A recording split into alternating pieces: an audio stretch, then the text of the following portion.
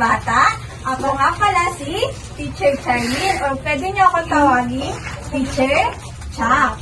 Ako ang magiging guro niyo ngayong umaga. Pero bago tayo magsimula, maaari bang tumayo kayong lahat para sa ating panalangin? Sinong maaaring mag-lead ng ating prayer?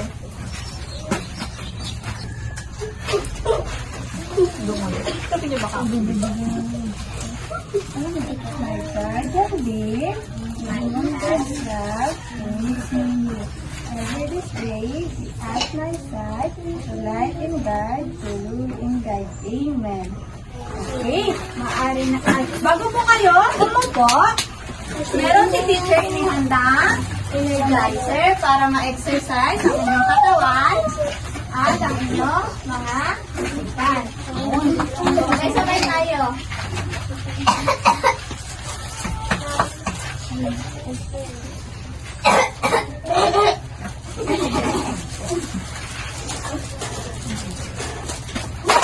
Masaya na!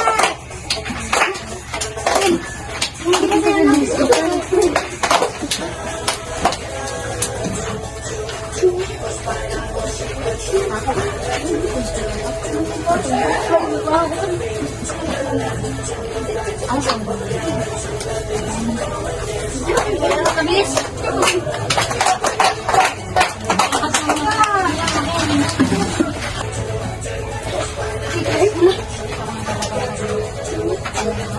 Ocho.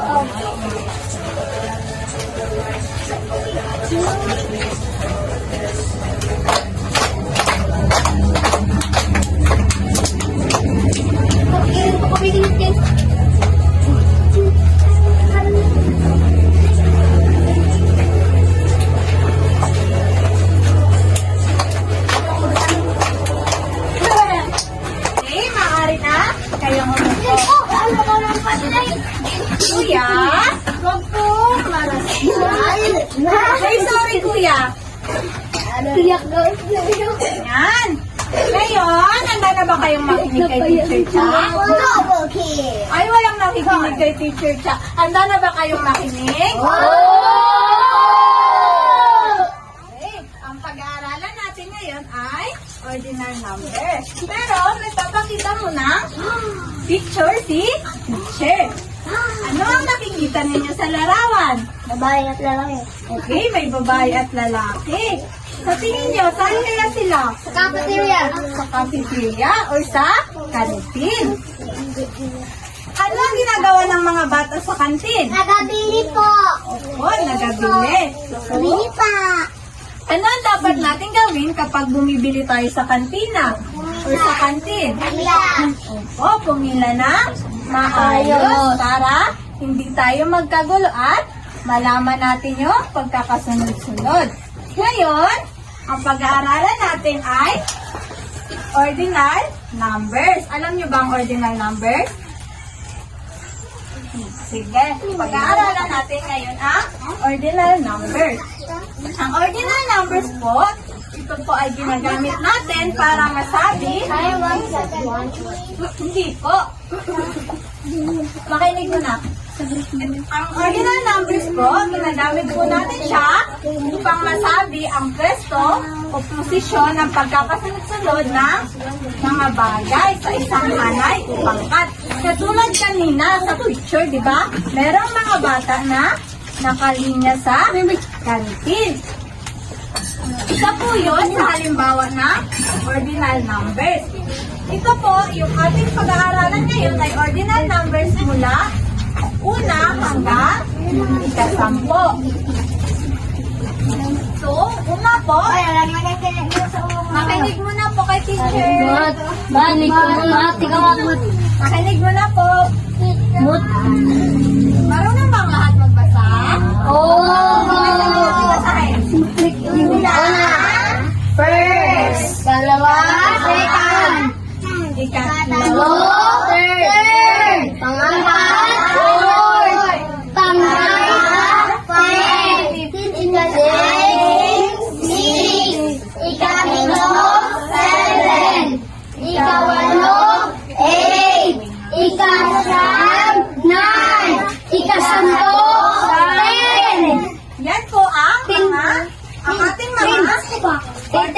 numbers. Mula una hanggang ika-10.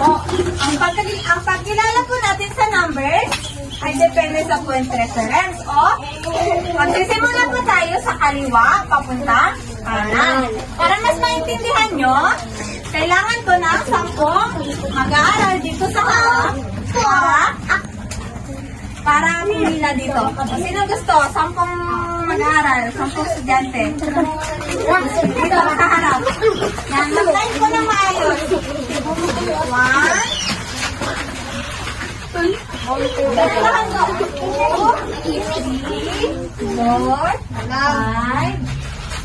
6, 7, 8, 9. Ito, Ben. Huwag po magtutulakan. Lagay mo ng maayos. Lagay mo ng maayos. Yan. Nakikita po, ang ordinal numbers po ay nagsisimula sa kaliwa papunta kanan. So, pares po ng bilang. So, si ate po ay papunta, ate naman ikalawa, si kuya ikatlo, si ate ika-4, ika-5, ika-6, ika-7, ika-9, ika-10. Sobra na pala. Hindi mo na ikabe. May tanong si teacher. May tanong si teacher. Pang-ilan si ate Sally niya? Pang-apat. Ika-4. Very good. Paano naman si kuya? Ika-10. Very good. Naintindihan niyo na? Paano naman si ate? Pang-ilan siya sa pila? 1. Ka? Isa. Si kuya? Ikalawa. Isa, ikalawa? Ikatlo. Paano naman si kuya? Ikawalo. Ilan? Ika-7. Ika-7. Ikatlo? Ika-patlo. Ikatlo? Ika-4? Ika-5? Ika-6. Ika-7.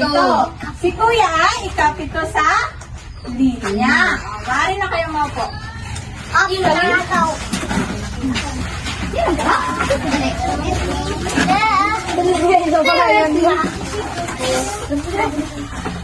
class. Makinig niyo po. Naintindihan niyo ba ang ordinal numbers? Opo. Dahil dyan, meron inihanda ang activity C. Pero sino gusto sumagot ng activity? Yan. Upo po kuya. Upo muna po.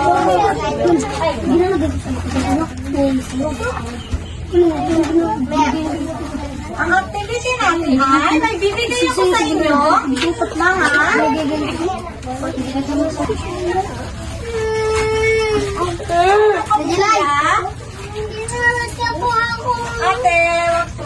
Away, ba't yung mga away? Sino gustong sumagot? Opo.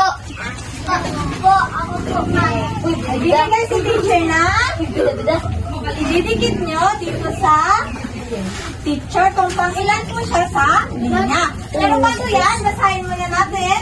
Nasabay-sabay ang panuto. Panuto. Sabay-sabay natin basahin. Panuto.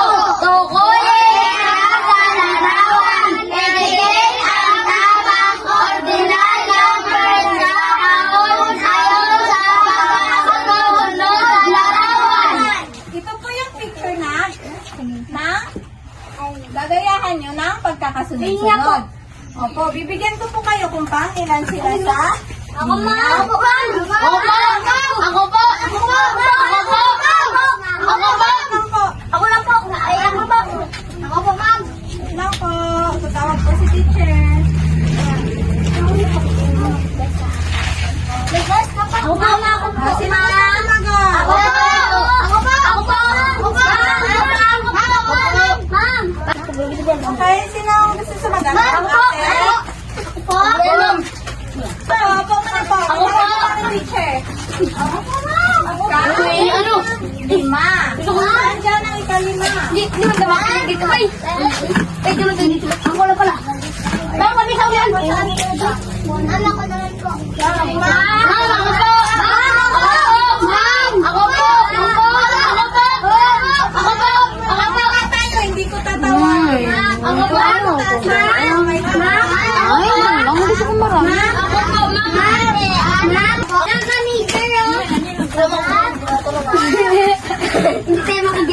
Gummy, gummy, ready? Kapre. Oliver. Mano ko po. Ako po. Si Kuya. Axel. Yuk, oh. Pangilan kay Selfie. Sino niya gusto sumagot? Ako. Ako, Kuya. Ate gusto sa harap. Ayun mo.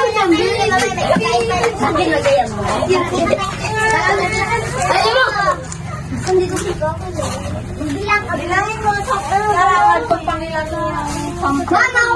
Last. Hindi ako na. Ako na. Hindi. Ganyan, gamay pakan. Pak. Gamay pak. Kuya, Yan, kunin. siya ni teacher ko. Tama o mo. Tama o. Yung mga Mali. sagot nyo. Oh. Ay, pati na siya.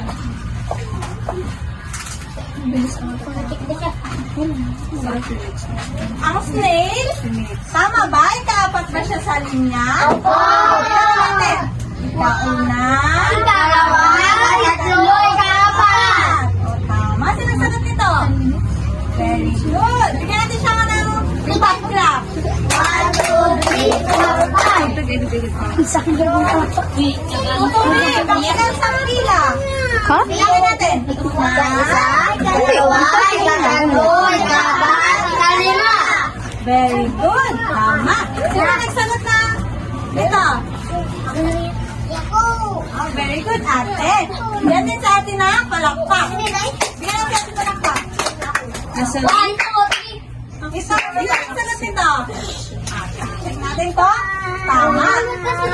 Isa. Sabay-sabay tayo. Una, ikalawa. Tama. Ikalawa. Ito sa pila. Ako sa may. Wala, ano na na eh. Sino nagsagot nito? Okay, kuya. Tingnan natin kung tama ang sagot ko. O, sabay-sabay tayo.